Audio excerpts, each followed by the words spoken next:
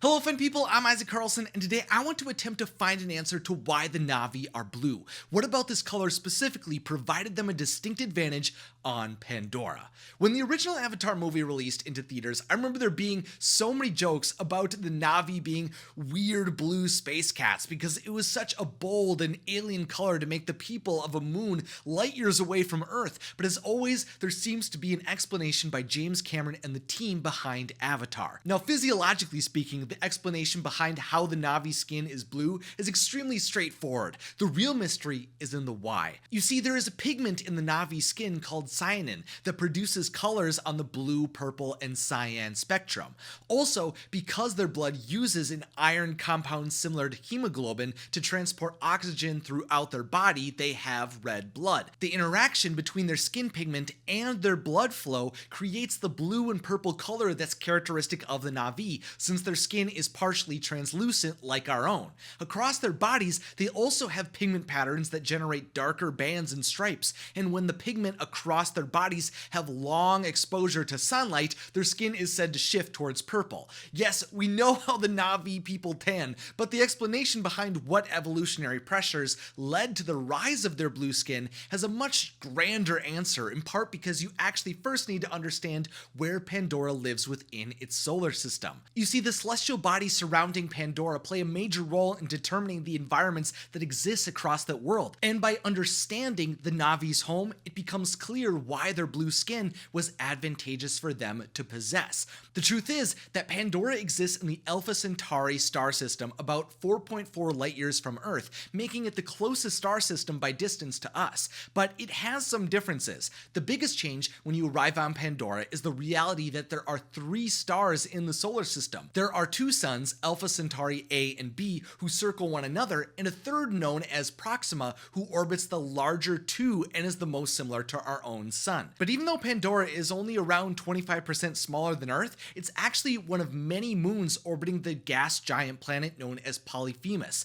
who orbits Alpha Centauri A. The consequence of all of these stars, moons, and planets surrounding Pandora means that there's almost always light being shined or reflected onto Pandora's surface.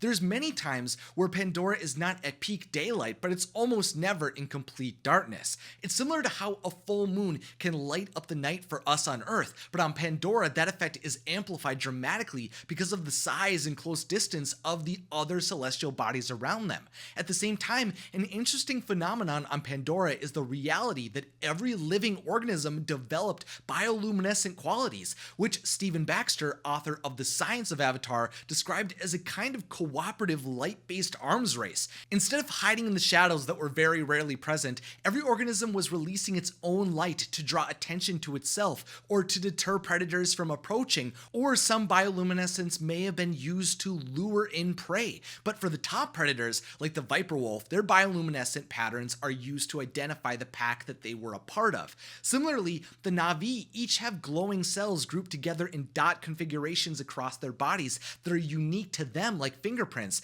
and are only revealed in low light situations. Just another characteristic of their unique skin, which I honestly had no clue were so significant until I read about it and watched Jake and Neytiri meeting again. But it's such a cool detail, and apparently it was extremely useful for the researchers who initially arrived on Pandora. They used the dot formations on the Na'vi to more easily track and distinguish each of the members of the Omaticaya clan. But with virtually all life on Pandora emitting bioluminescent shades of blue, purple, and green, and living on a world that was constantly lit up by the celestial bodies around them, everything began to blend together at night. A problem arose in the evolutionary history of the moon species. How could predators more efficiently identify their prey at night, and how could prey hide from those predators? For some nocturnal predators, like the mountain banshee, they developed a second set of eyes that saw in near infrared. They could see the heat coming off of their prey, which allowed them to distinguish animals from the bioluminescent environment.